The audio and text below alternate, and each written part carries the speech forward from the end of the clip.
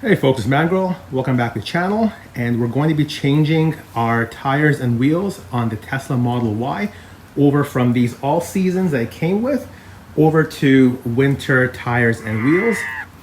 So before we get started on tools and how to and all that good stuff, disclaimer, I'm not responsible for any damage that you do to your vehicle, to yourself, to your house, or so forth. Now, I've been doing tire changes and working on my own vehicles for about 20 to 25 years. So definitely make sure you're comfortable before you proceed. Again, Mangrel, not responsible for anything that happens, good or bad. So let me show you the wheels we're going to be installing. It's these guys over here. So these are the Michelin X Ice. And you can see the size is 255 45 R19.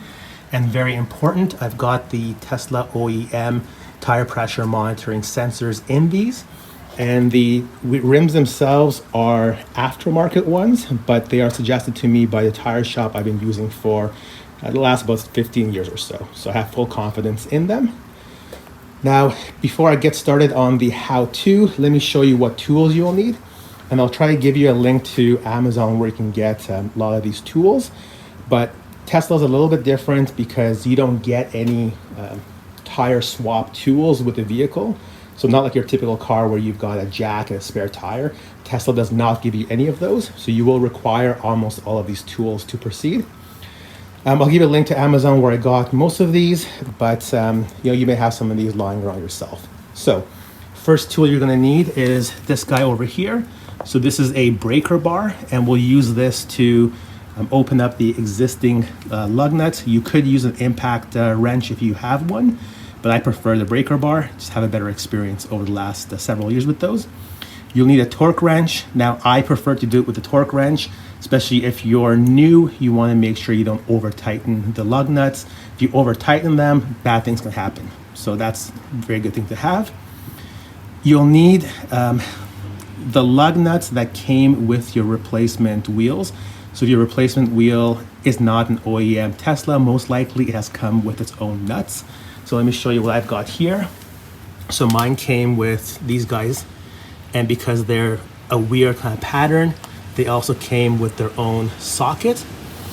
And very important, make sure that you've got a socket that fits within this socket. That's what I was missing the first time around. So make sure you got all that figured out before you start. All right, next I like to use some copper anti-seize. So I put a little bit on this, a little bit of this around the hub of the rotor, just to make sure that over the winter time, all the cold weather and all the salt and everything doesn't cause the wheel to stick. So I've had good experience with this. I've got a little tire pen. So I use this to mark where the tires are going to go back on in the springtime. You'll need a 21 millimeter socket. This is for taking off the OEM nuts. You'll need these guys, so very important. Tesla, because of the battery underneath, you need a special kind of tool that allows you to jack up the car without damage to the battery. So these guys got off Amazon. I will link you in the description. You'll need something just to put behind the tire so the car doesn't roll in case of an emergency. I use a brick, you can use a piece of wood, you can use an actual tire chuck, whatever you like. A cloth and something just to kneel down on. And of course, you'll need a jack. So these are the tools you require. So make sure you've got everything in order before you start. And that should be it. So first thing I want to do before I start taking the tire off is get my new tires in order, because most tires are what's called directional, which means they have to spin in a very certain kind of direction. And a lot of times you can tell from the direction of the tread. So you see how it forms a V? That V is supposed to go into the road and into the snow. But if you get confused, first thing you want to do is look around the tire. Let me show you on this one that's in the light. Most of the time they are marked on either the front or the back. So right here, you see how it says rotation? So you want to make sure that you put it on the correct direction. The tire shop should have taken care of this for you already, but it doesn't hurt to double check before you mount it. So we can see rotations like that. All right, let me pass the phone over to Woman Girl, who's going to record me doing the first wheel, and then we'll take a break and I'll come back and show you what you have to do inside the car to configure the new tires. All right, so now to get started, you gotta get all the way down here underneath the car and look for these holes. So let me see if we can grab it in the picture, but there's little holes over here. So this guy over here. So right here. You see that little hole? So that's where this will actually go. So you're gonna go ahead and shove this inside that hole. And it's gonna stay there just like that. And that is your jack point. So there's one of those on either corner of the vehicle. And then from there, you can go ahead and position your jack and jack up the car. And it looks like that once you get the jack underneath. And now I'm not going to jack up the car fully yet. Just going to lighten it on the ground so I can loosen the lug nuts. Just a couple of pumps should be plenty. All right, that's it for now. Now let's go ahead and remove the wheel cover and get that tire off. All right, so to remove the wheel cover, just start to pull it off. So just like that, work your way all the way around.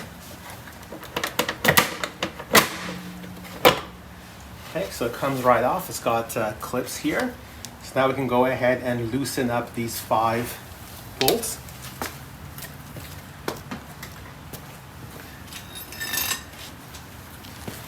And that's where you want your breaker bar or your impact wrench and the 21 millimeter. So 21 millimeter fits right in there. So all I'm going to do is just loosen these for now. And this is the first time this is happening, so we'll see how tight they are. All right, so not too bad. And I like to loosen and tighten in an X pattern, so it means crisscross. And that ensures that you don't tweak the wheel and it goes down nice and uniform. So these aren't too tight at all. So you can see I can open them fairly easily with the breaker bar. And not be surprised, I thought they would be a little bit tighter given its torque spec. But there we go. So now that I have them loose, I'll go ahead and fully jack up the car and then we can continue removal. So let's just get the car off the ground.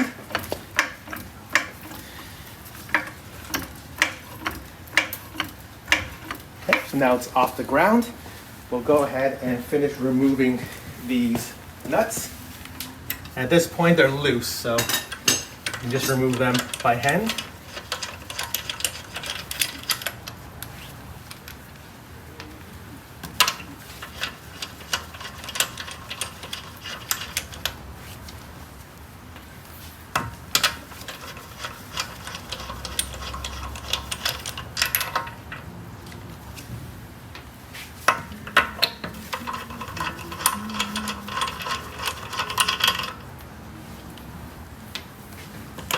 And then just hold the wheel so it doesn't fall off on its own.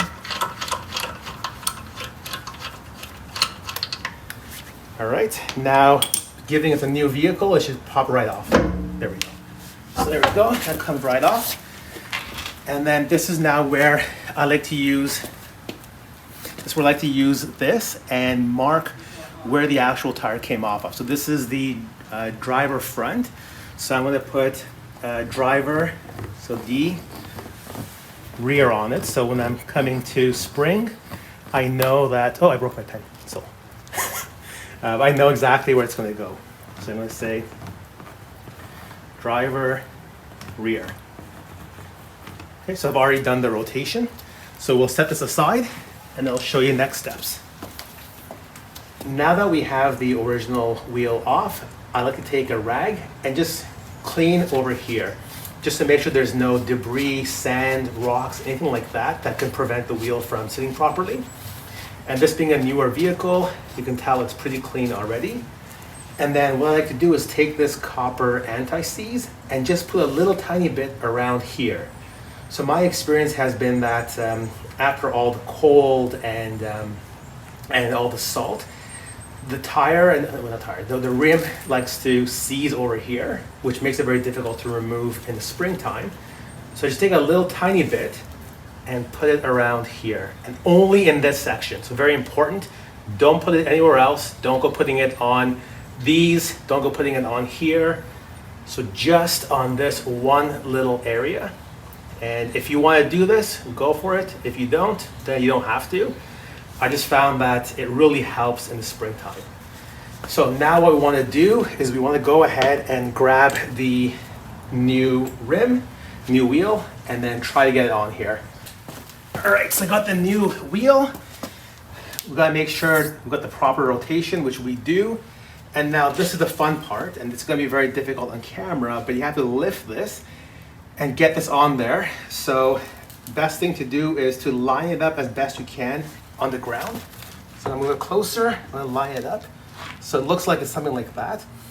And then I'm gonna bring my big head in the way here, because I wanna look straight on, and then try to get this up and into there. So I lift, look straight on, and then there we go, it's on now. Well, not really, but there we go, it's on now. So I'm gonna grab the new screws. So here are the new nuts. And then I'm just gonna start all 5 of them by hand. So just loosely tighten them by hand. So do that for all of them.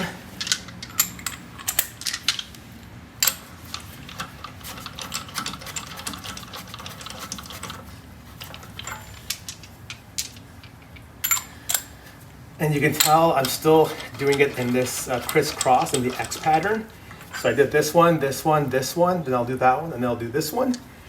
And at this point, it's not as important until you're doing the final tightening, but just force of habit, I like to do it like this from the very beginning. And you probably even noticed when I was removing it, I did the same exact thing. So now it's, it's fairly tight.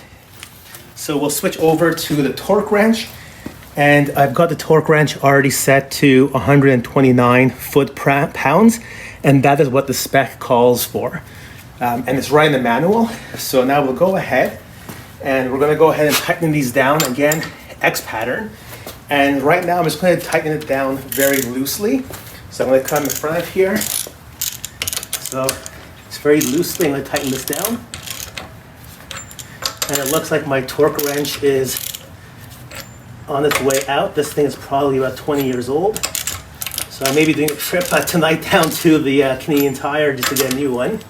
So sometimes it doesn't latch properly. But now I've just tightened it a little tiny bit.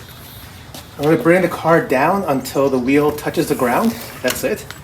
And that's just to prevent extra pressure on the drivetrain, and also on the front, the tires will actually turn independently. So you need to do this for sure. So again, crisscross. So I'm gonna keep going, tighten down. So that's 129. 129.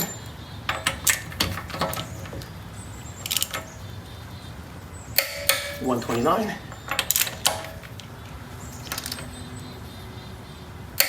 129. 129. So now we'll bring the car down fully.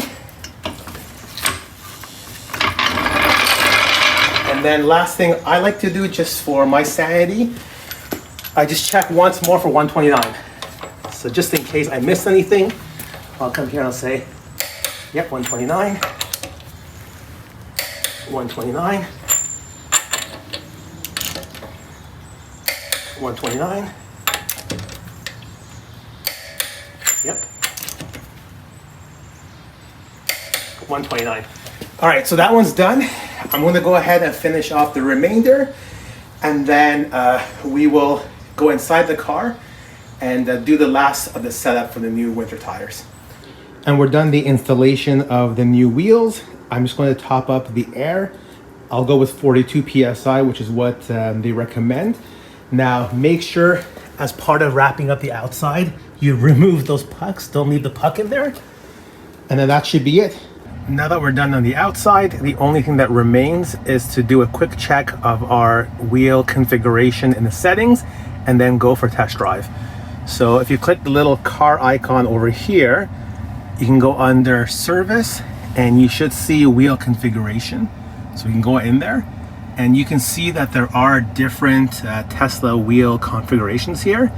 Now mine, my OEM are 19-inch Gemini. My new winter tires are 19 inches as well. So nothing really for me to change here. I understand in the future software release, there should be more configurations here, but at the time of filming, that's all I see.